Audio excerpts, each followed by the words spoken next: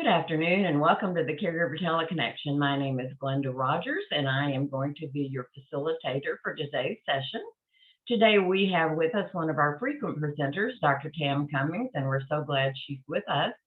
Today she's going to be talking about the roller coaster of holiday caregiving. And we present this every year because it continues to be an issue for our caregivers.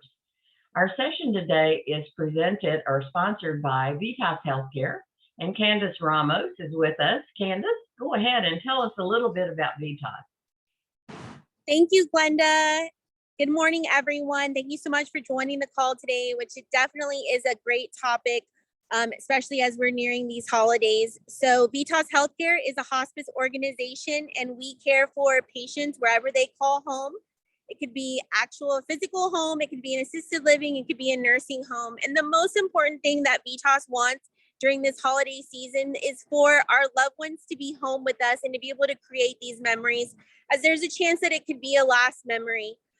So in the event that you are having some extra overwhelming care that's needed for your loved one, and hospice might be that additional resource that can help relieve some of that caregiver stress, but also allow for you guys to enjoy the holidays this season.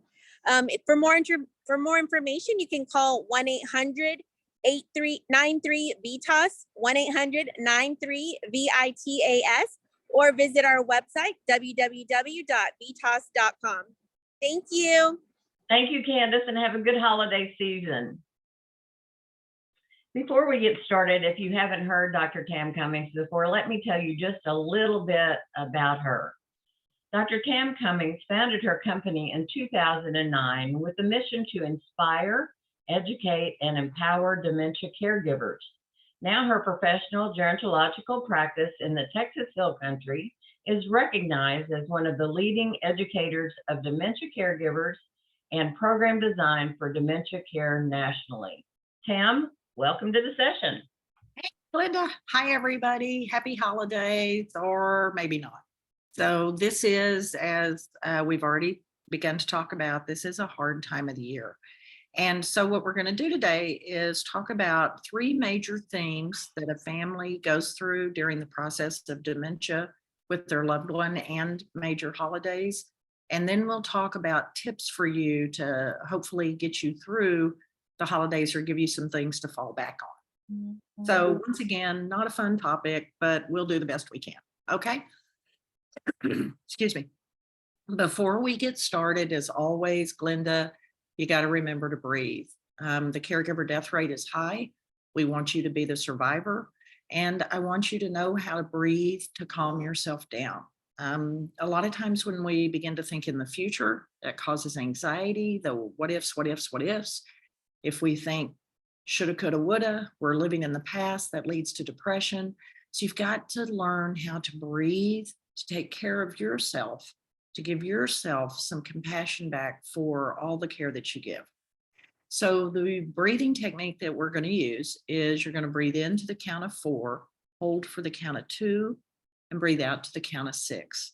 By having a longer out breath than in breath, Glenda, you will naturally begin to slow your body's respiration from 14 breaths per minute down to 8. And 8 breaths per minute is considered a meditative or a prayer breath.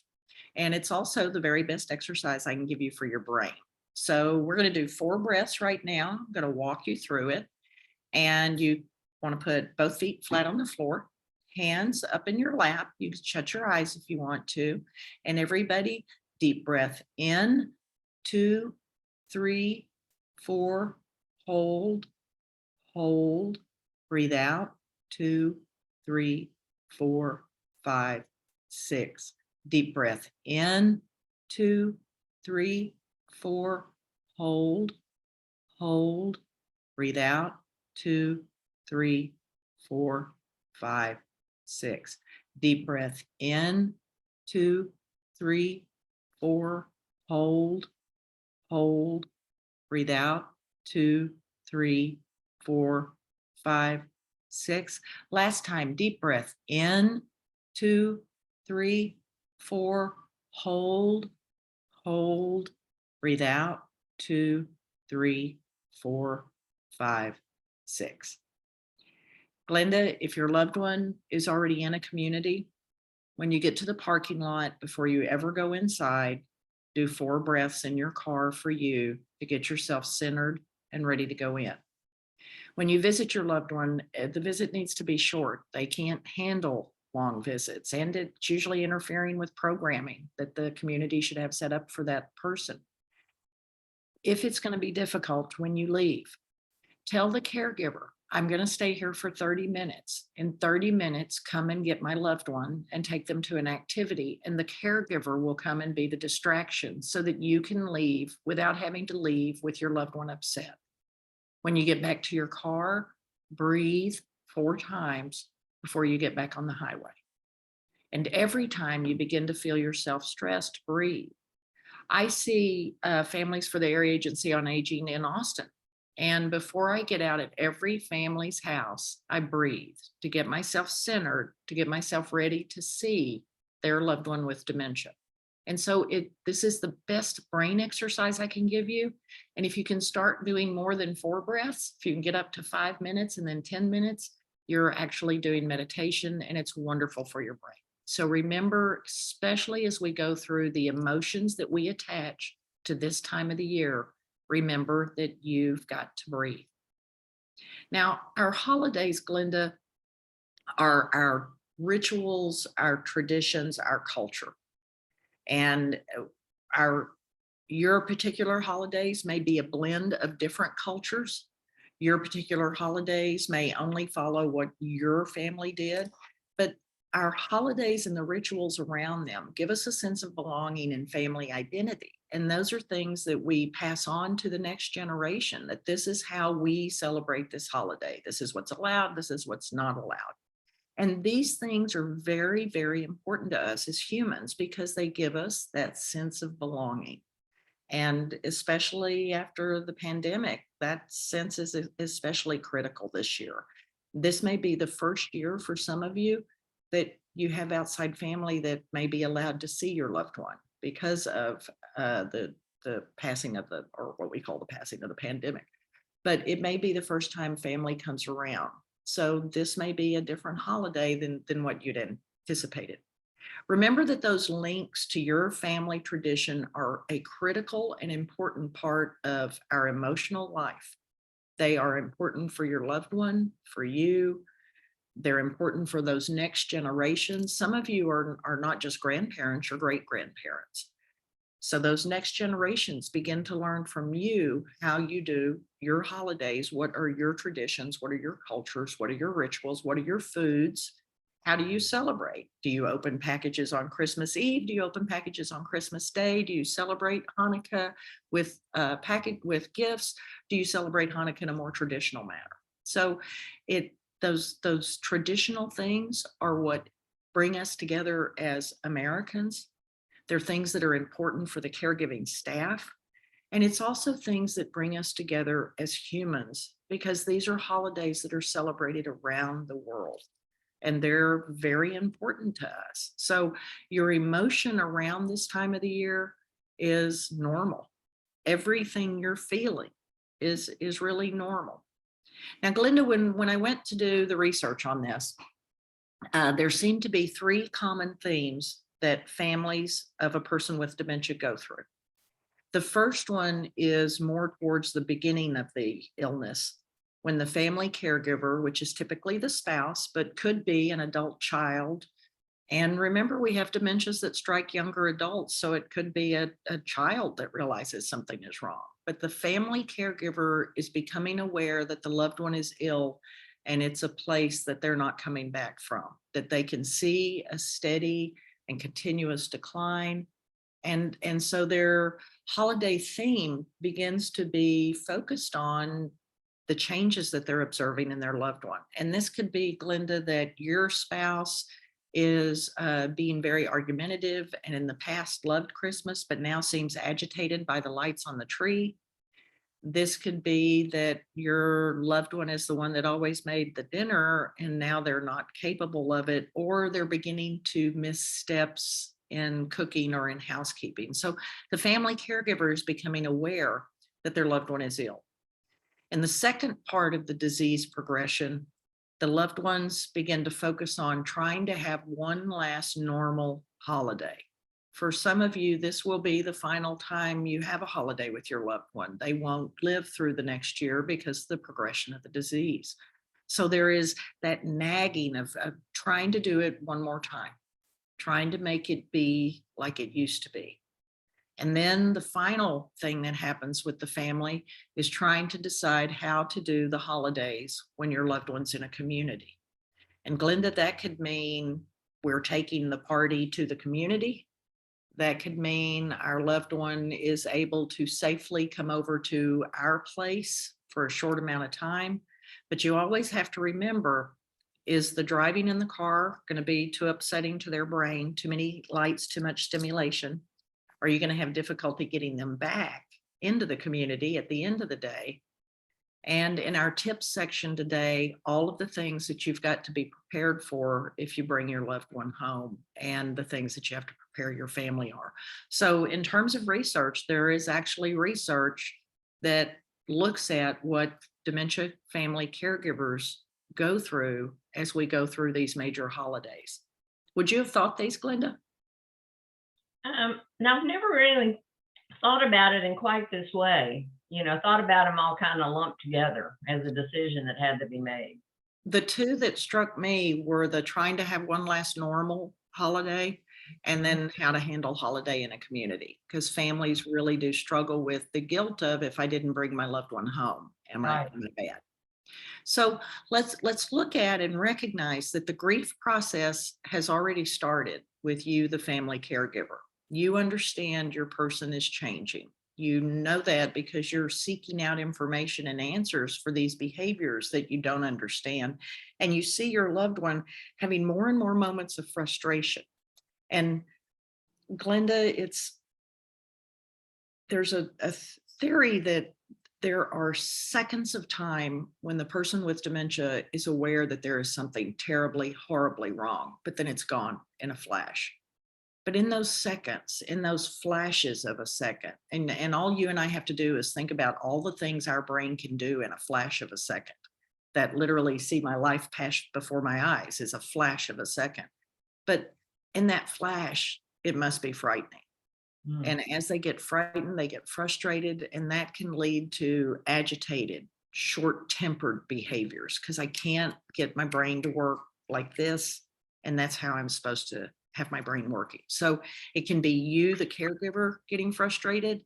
It can be the person with dementia getting frustrated, which then adds to your frustration. As part of all of this grieving, there is a fear of the financial cost, a fear of your own future and how will you survive, anger, and the full grieving process is now underway of denial, anger, bargaining, depression, and acceptance. But in families of people with dementia, you go through those circles over and over and over again. You cycle through those as more and more of your person goes away due to the damage in their brain. And so it's normal for you to feel that way. Do you remember that when we go with what if, that's anxiety and we're living in the future. And when we go with coulda, woulda, shoulda, that's depression and we're living in the past. The things that you're feeling today, right now, as a family caregiver, are the normal human response to trauma, the normal response to the loss of a loved one, the response to the loss and the realization this isn't who I knew anymore.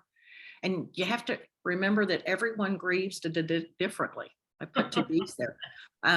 There is loss and love. And then there is that one more time, that thing that happens one more time, that hope that one more time this will work. And sometimes it does, but eventually it is gone. And then you have to deal with, well, what about that day? What do I do? Am I not honoring my loved one if they're in a community that day and I'm not there? That belief may conflict with religious beliefs. It may conflict with my personal beliefs, my belief about what my wedding vow meant. I may feel a huge variety of emotion, Glenda, even down to relief that I don't have to do anything today for my loved one, that someone else is taking care of them and I can do something different. And all of those feelings are normal. Everything the caregiver is feeling is normal. You're not thinking anything that means you're not correct. You're having normal human responses to the slow loss of someone that you love very, very much. So as we look at tips for the holidays, Glenda, I don't know every holiday. I don't actually know every religion. I went to Baylor, so they were pretty focused on one particular religion. But as we look at tips for the holidays, it affects us. It affects how we do the normal things that would have been traditions. So, for example, the lighting of the menorah, that is a critical part of the celebration of the Jewish faith. Yet by law, we can't light a candle in a community. And so you have to find ways to help a person meet their religious beliefs and still balance that with the needs of the person with dementia. And you have to remember as you go through care, Glenda, it's really about the needs of the person with dementia, not my needs. Over and over, I have families say to me, I'm not ready for her to be in care yet, but the reality is she needs to be in care. This is a medical disease. So as you think about the holidays, think about what is best for your loved one and balance that with knowing that everything you're feeling is really normal. It can just feel at times overwhelming. Know that when we get to holidays, that big events also can cause big behaviors. There can be too much noise at your house, and they're used to a place where everything is very structured. There can be too much movement, too many people, too many little people, too many quizzing, too many asking, do you know who I am? There can be TV, music, and people all happening at the same time. Football, which has got its own noise going on. And all of those things can make it really difficult for a person with dementia, and it can cause them to have behaviors as a result of that. You can have a loved one who comes home and is different. They want to know, where is the bathroom? Why is it so loud? Why are people screaming? Where am I? Who are these people? And if we don't talk about dementia to our family, they then begin to actually agitate your loved one by starting to quiz them. And you and I both know that people who don't understand this disease quiz the person to prove that their brain still works. Yeah. And Glenda, you and I both know that is not correct. You have to find the right balance. You have to know what your limit is. And if your limit this year is, I don't want to do anything, that's okay. Now, Glenda, you got to know all your limits. Okay. This is the time of year when Yeah. people are drinking. And of course, people with dementia cannot have alcohol. They have brain damage. Alcohol's actual name is neurotoxin. Neurotoxin translated into English means brain poison. So I'm going to have some later. But we've got to pay attention because there's parties, there's things that are happening, and the stress of it can make you have a little bit more than what you should be having. So you've got to pay attention. If your loved one wants something, they can have fake beer, they can have fake wine. You just have to hold true that that's real, and you can convince them that it's real.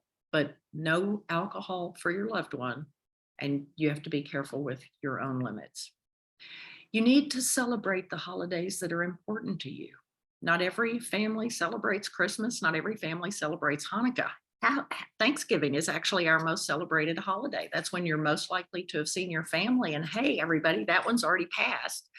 So the next one may be easier. Glenda, people frequently ask me, what are my favorite holidays? Well, I've prepared a slide. National Ice Cream Day. It's one of my favorite holidays.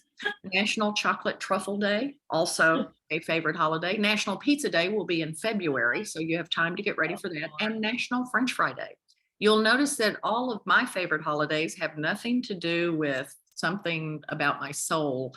They're basically fried foods, sweet foods, and foods that are bad for me. But hey, that's my badness. For your loved one, you And want you to say spit it out.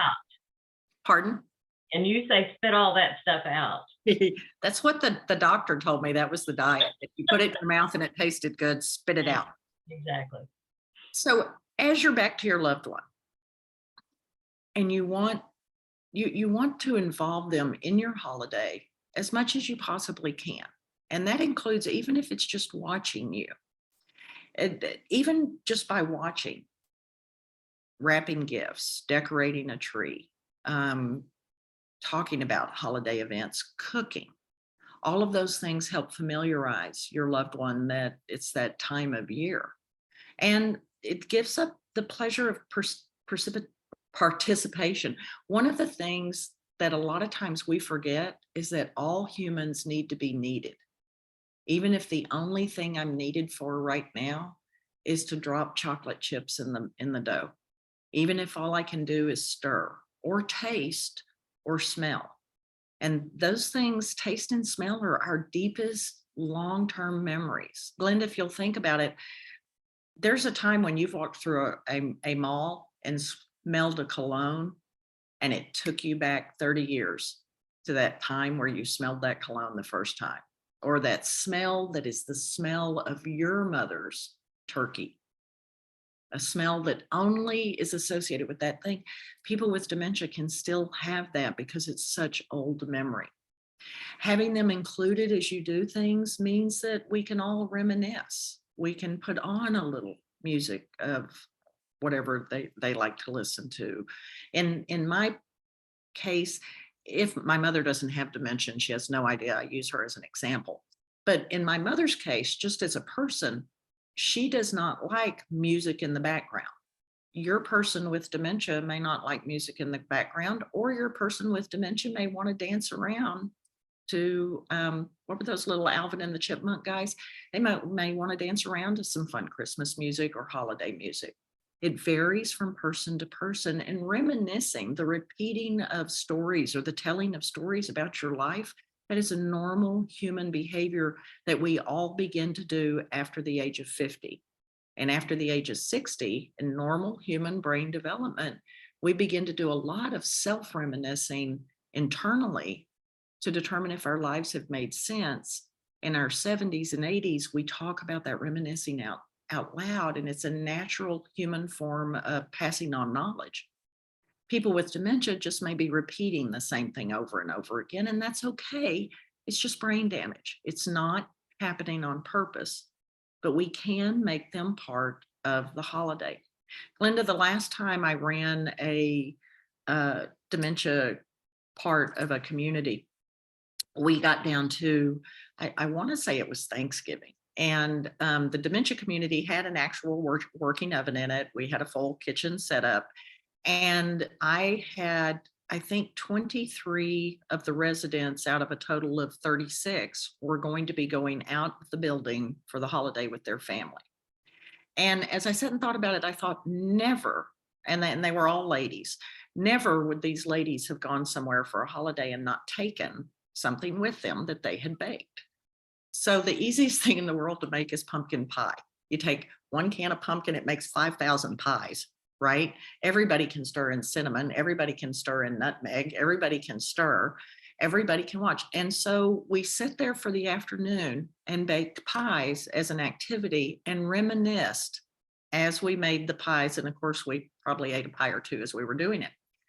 But the end result was the next day, as each person was checked out by their family to go home, each person walked out of the dementia community holding a pie that they had made.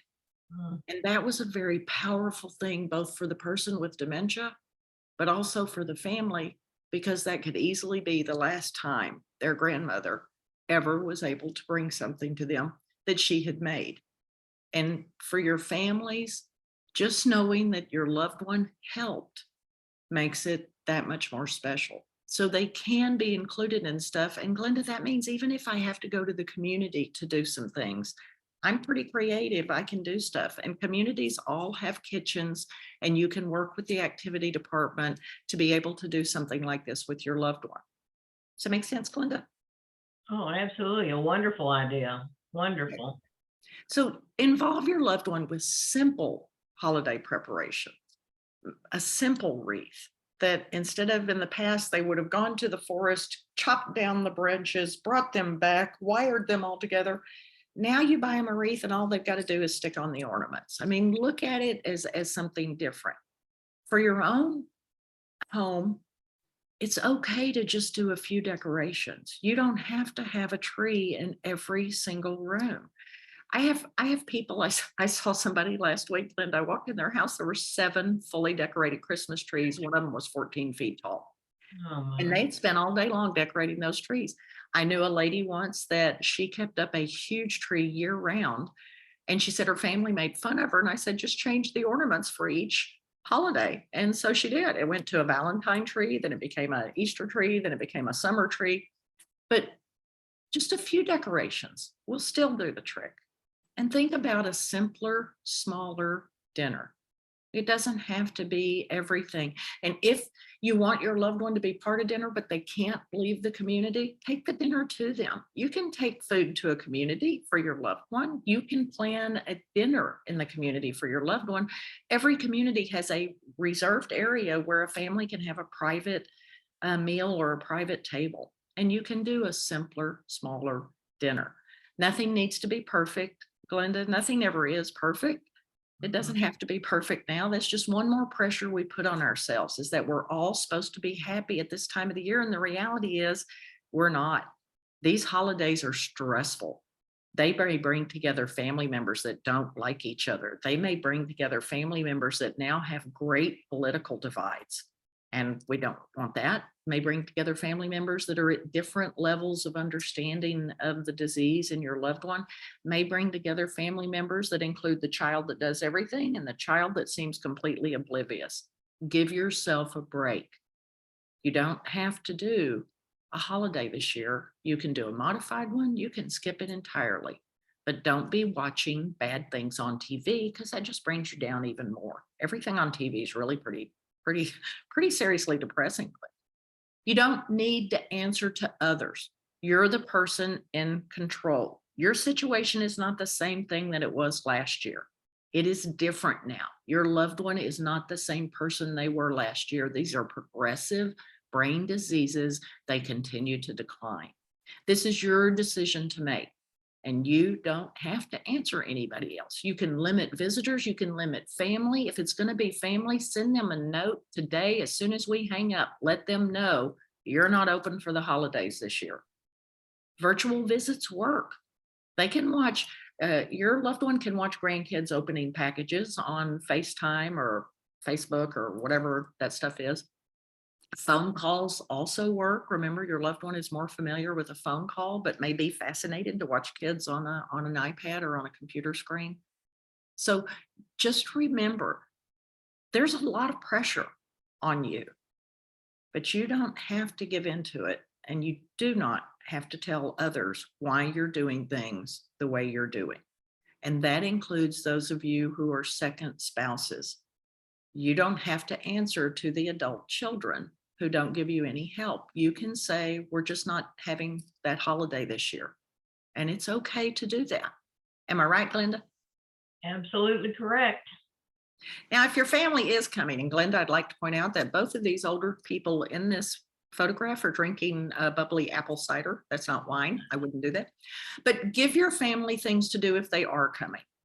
Have them bring the meal. I can promise you there's not a place in this country I can't go to a restaurant or a grocery store and buy a fully prepared holiday meal. Make them clean your house afterwards.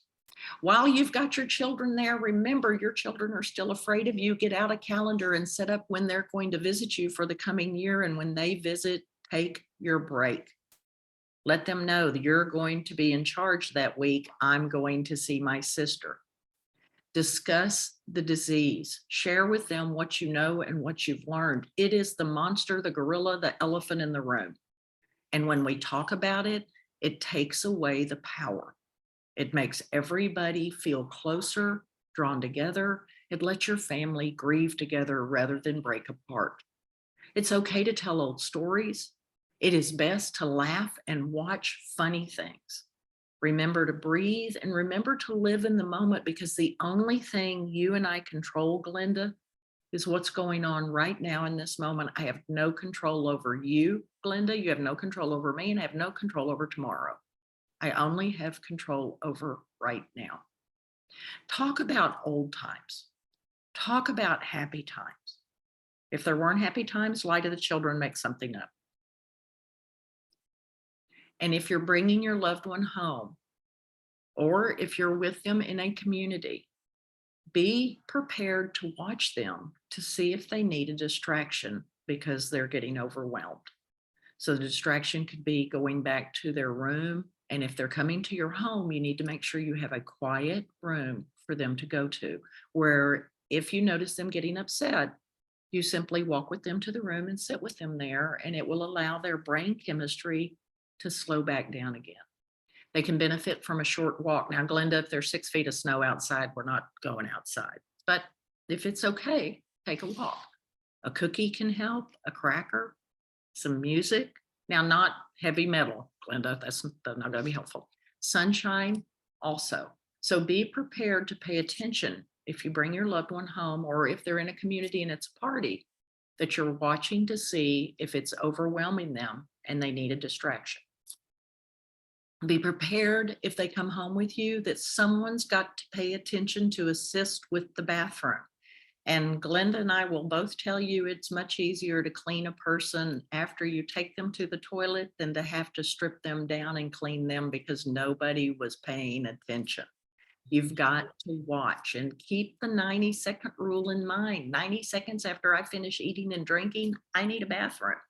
If stuff goes in the human body, stuff comes out of the human body. Remember that they may need assistance with food. They may need reminders of things, and there will be changes in social skills. A friend of mine was horrified. She brought her mother, who has avascular dementia, home from the memory care community a few years ago for Christmas dinner. And when she got her mother there, her mother went immediately to the table and got a plate and began to eat. And everybody else rushed to get around the table. And the mother stood up and reached across to get something that she wanted. And when she finished, she demanded to know where was her bed so she could take a nap. And the daughter was not prepared that there were those kinds of changes in her mother. Whereas I know that that's the normal progression of the disease. And you need to know naps are serious stuff. Am I lying, Glenda? Not at all. No, naps are very, very serious. And you need to be prepared that if your loved one comes home, they're going to want a nap. They're like everybody else after that big meal, they want a nap. But you also have to remember this, and you've got to make sure your family understands this. Your loved one is 6 times more likely to break bones than you are because they are very fragile due to brain damage. You have to handle them with care. The Itty Bitty Dementia book, Glenda, is dedicated to Jean Sargent. And I was at Jean's house one day, and she was 98, and it was a holiday. And her 6'4", 26-year-old grandson went to help his 5-foot-tall grandmother out of a chair. And to my horror, he reached forward, grabbed her wrist, and jerked her out of that chair. And she didn't have dementia, and he thought he was being helpful. If I wanted to take this person right now out of this couch, there would be 2 of us helping. There would be one person on his right side, by his cane, by that edge of the couch. The other one of us would have one knee in that couch as we begin to shift him forward to get him ready to stand. Then we would reach underneath the arm, and on a count of 1, 2, 3, on 3, we would come up, and then you continue to hold them until they get their balance. Remember, their blood pressure doesn't acclimate as quickly as you and I do.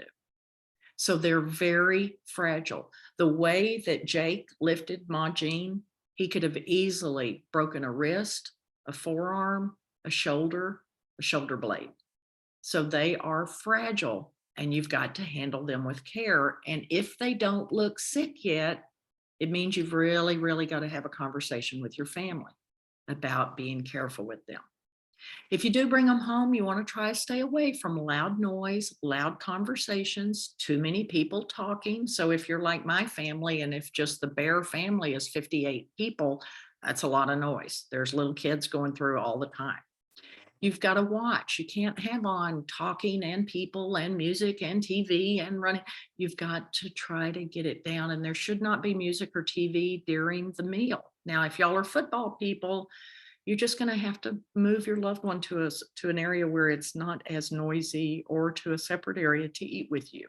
You got to be aware this is rich food, Glenda. How many of us start that diet on New Year's Day? Because we've been eating like swine since Thanksgiving because we tell ourselves it's the holidays. I can have this. If you've got a diabetic person, if they came to my mother's house, there's 5 pies, there's trays of cookies and fudge and all kinds of Christmas candies. There's strawberries dipped in chocolate. There's apples dipped in chocolate. So there's things bad for a diabetic everywhere, plus carbs. So you've got to be aware of your loved one and what's safe for them.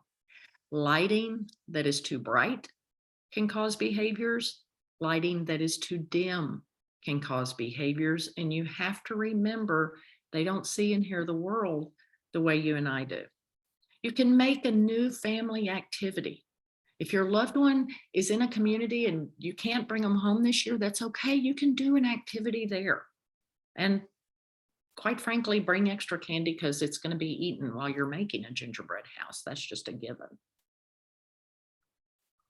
And Glenda, we all love a cookie.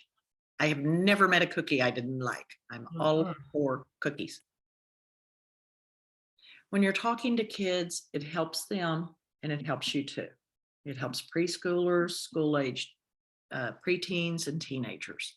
And one of the things that can really help them is if you explain the disease to them. And for this group of kids, it's going to work best if they think of the brain as being like a computer, and grandma's computer has corroded areas in it. It has areas where the connections aren't working. It has areas where some things have been taken away. And yes, you're going to have to tell grandma over and over and over again what you do, but you've also got to help the teenagers understand. You're having to tell grandma 4 times you're in robotics because your grandmother doesn't have any idea what robotics is.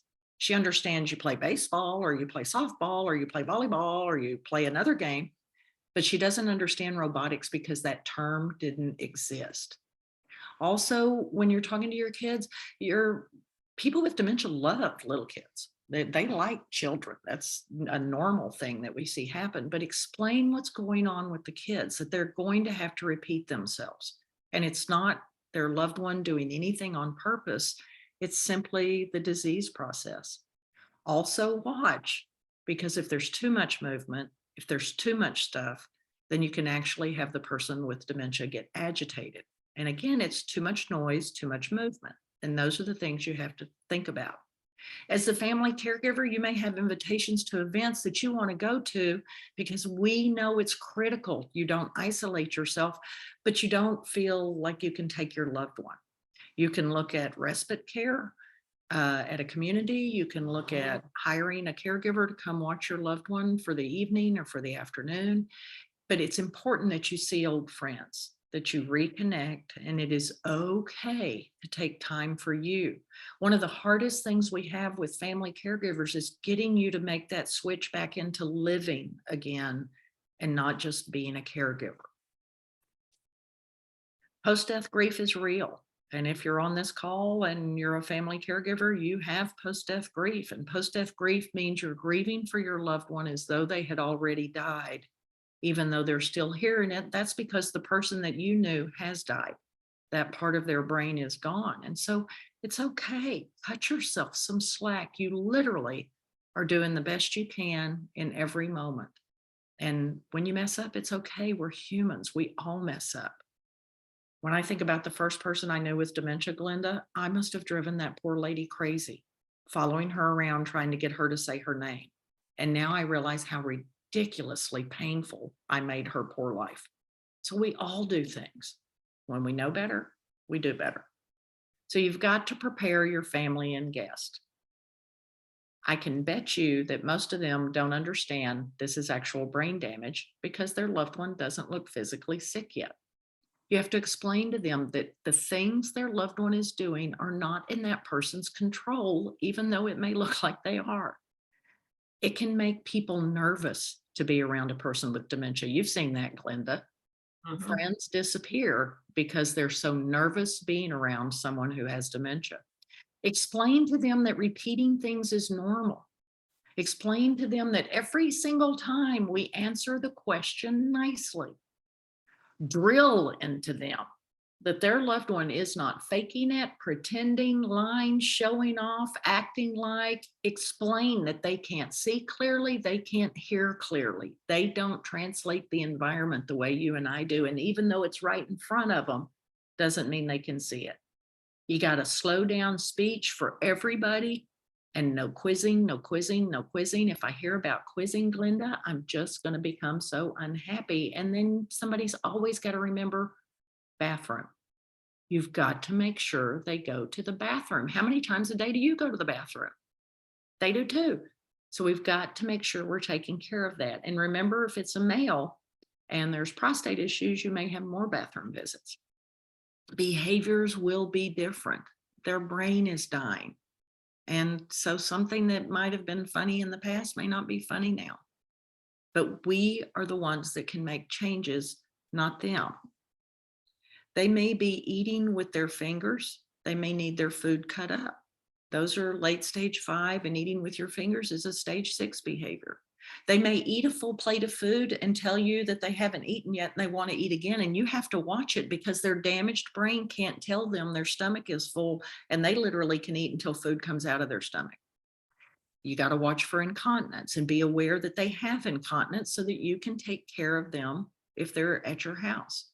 Prepare the family that there's going to be confusion, that they're going to forget the names of the people around them, that they may think the daughter is their mother, that the husband is their father, that the son is their husband, all because of brain damage. Beware if your loved one has wandering issues, or being in your home around all that activity can set off wandering, or your family may not be prepared for hallucinations or perception issues or untreated pain. Glenda, are you hurting today? Every day. Woke up hurting everywhere myself. Yeah. And then remember, you may need to explain it to the colonel and let your family know this. Memory loss is part of the disease. It's not on purpose. And this moment right now matters more than what your person remembers.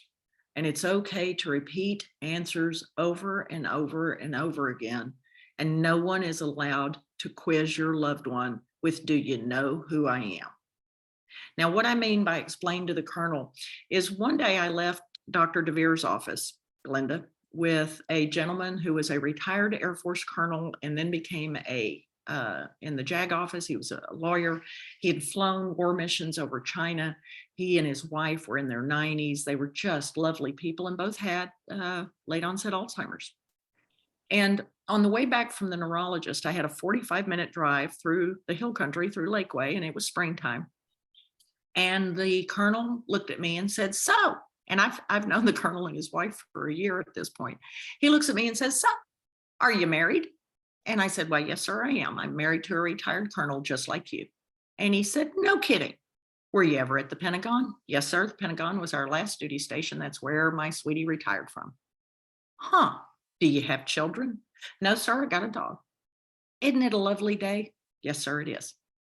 About 3 seconds later, he looked at me and he said, so, are you married? Yes, sir, I am. Married to an Army colonel. You're an Air Force colonel. Mine's an Army colonel. You ever been to the Pentagon? Yes, sir. Pentagon was the last duty station. General officer, retired from there. Do you have kids? No, sir, I got a dog, but I find that with a dog, it's cheaper than having a kid, and I don't have to send it to college. It doesn't get in my wallet ever, and the sheriff's never called me and said, your dog's in trouble. He said, isn't it a pretty day? I said, yes, sir, it is. About 3 seconds later, he said, so, are you married? And each time, I just made my answers a little more elaborate and added a little more color to them. And all he was doing, Glenda, was having a polite social conversation with the lady he was riding in a car with. And that's all he was doing. And as we rode along, this went on for 45 minutes. As we went along, I thought, I fully understand that what I'm witnessing right now is brain damage. And I fully understand that he's simply having a polite social conversation with me. What happens when a family member doesn't understand that we're having the same conversation over and over and over and over and over again, just because he's being polite? So remember to let your family know that you may have to explain it to the colonel a dozen times or 45 minutes, or forever, but it's not on purpose. It's just brain damage. It's nothing that they're trying to do to make life difficult. For each of you, I wish you a very happy holiday, and remember to breathe. This is what will get you through this, is breathing. This is the best brain exercise that I can give you. Okay, Glenda, I told you I'd get us out of here early, so let's get some questions rolling. Yeah. All right, you can unmute your microphone and ask a question or make a comment that way. You can write something in the text box. You can raise your hand and I will call on you. We'd love to hear if you have any tips, any ideas, and how you're going to make it through the holidays. So we'd love to hear from you and have you join in the conversation. And by the way, I had told Tam this, the reason I have to rush off today is because I'm taking a friend who has dementia to get her hair cut. She's been wanting it cut for some time, and it's been quite the ordeal, Tam, reminding and reminding and reminding. But I'm happy to do it. Well, and it's so much safer than her trying to do it. Oh, absolutely. She would never make it there. It's in Austin, so that would be a frightening thing for a lot of people. Okay, Brittany, are you there? And do you have a comment or a question? Yes, I am here. I was just going to comment on the part, Dr. Tam, that you mentioned about having the staff assist a family member when they're trying to leave a facility. As someone who worked in those types of facilities, that was a regular thing that we would make sure to ask the family, do you want us to, how long are you going to be here? When do you want us to help you? So that definitely is a big thing that caregivers working in facilities will help you with, because we are there with them 24 hours, we're there with them more than the family is. So we know how stressful it can be for the families to see them. It's normal for us, but for the families, they don't know. So we're always helpful. Heartbreaking. So yeah, rely on your caregiver to help you get out of the building. Absolutely. Thank you, Brittany, for sharing that. I thought I had not heard that before from Tam, but I sure appreciated hearing it. Anyone else have a question or a comment or a tip or what your plan is? Yes, Guinevere? Yes, Dr. Cummings, I did not ignore you. I had just ran in the house so I could get on before 1 o'clock. How are you? I'm good, ma'am. How are you? I'm doing good. What I want to say is that for 3 years, I haven't had a Christmas tree. I used to have one every year. But then I would notice that the bells would be bright, bright, shiny, shiny. And then some bells where I knew were put on the tree had been taken off. So it was a pre-lit tree. So I felt like for safety reasons not to put that tree up. Is that smart? Yeah, absolutely. Absolutely. I mean, every family has to, some things you have to sort of figure out for yourself. Some people are never going to notice a tree. Some people are going to go right over and get in it. So it's the same thing as little kids. Think about how many of your parents, Glenda, think about your daughter. How old was she before she realized it wasn't the package, it wasn't the wrapping, it wasn't the bow, it was the thing in the wrapping, in the bow, in the package. And so people with dementia can do the same thing. Yeah. Okay. Yeah. Thank you. Thank you, Guinevere. We had a question in the chat box. Let me get back to it. Any advice for recent death during the holidays, Tam? The death of the loved one with dementia or the death of another person? She did not say. Would you unmute your phone and tell us a little bit about what the situation is, please? There she goes. Yeah, Go ahead. hi. So it's for grandma. Grandpa just recently passed, who had Parkinson's and his mind was slipping from him. So just any advice for grandma and how I can help her kind of go through the grieving process. She's kind of, I think, coming to terms with some of the loneliness and just don't know how to help her through that. How long were they married? 61 years. And he died, and it's been a little bit over a month now. They still sleep together? or did his Parkinson's? The very last couple months, they did sleep apart. Okay, so grandma needs a body pillow, okay? Because you Okay. got to remember that this generation of people, they didn't have 5-bedroom houses and every kid had their own bed and their own bedroom and their own bathroom. Kids slept together. And a lot of times kids went from sleeping together with siblings to being married and then having a 61-year marriage where they slept next to somebody. So your grandma needs something to turn over to in the night. The easiest thing for her to have is a body pillow with like a flannel cover over it, because that's warm. I would acknowledge to her, because you have to understand when you pass a certain age, and for women, especially in her generation, they've been raised to anticipate that they will bury their husbands. And as time goes on and the body hurts and the body aches and you see your loved one hurting, death is not the scary thing it is to younger people. Death is called the old man's friend for a reason. But a lot of times just acknowledging that you're hurting and grandma must be hurting, and is there something she'd like to do different this year? Would she like to keep everything the same this year? Is there anything that y'all can do? Would you like to, us to give money to the Parkinson's Foundation in our grandfather's name? Ask her if there's a way that she needs to change y'all's tradition, and just let her know that y'all are there, and then recognize that he's not. And if that means everybody cries, it just means everybody needs to cry. One of the big things about grieving in a family, excuse me, is that grandma dies. And I don't say anything to Glenda about grandma dying, because when I do, Glenda starts crying. And Glenda doesn't say anything to me about my grandma dying, because when she does, I start crying.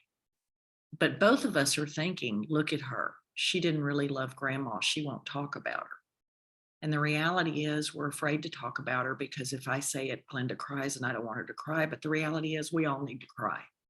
Mm-hmm. So talk to your family and talk to your grandmother. Your grandmother has seen death before, and ask her what is the best thing you can do to support her right now. And know that she will not ever get over this grief. The grief of a spouse is grief that takes 10 years to get through. Mm-hmm. So it's not that she will be over this. She will begin to count time differently, as y'all will. This will be your first Christmas without grandpa, the first New Year's Eve, the first Valentine's, the first Father's Day, the first Mother's Day. And you will count time like that for 4 or 5 years before you'll reach a point where it will begin to be more peaceful and you'll go back to using years again. But just ask her what she needs for support from y'all. That's amazing. Thank you so much. I really appreciate that. I felt very wise right then, just so you know. Felt very wise. Good luck. Good luck. And I'm sorry about your grandpa. That is a hard one to lose, is our grandparents. Thank you. Thank you so much. And we had one last question. Joanne, I'm answering your question in the chat box. Morgan had a question about, do you have any suggestions about gifts for the persons with dementia for the holiday? She knows the idea of opening presents can be confusing for some. As the disease progresses, we begin to move people into sweats. So sweatpants, sweatshirts, zip-ups things, sweaters. And what you're looking for are things that are very, very, very, very soft.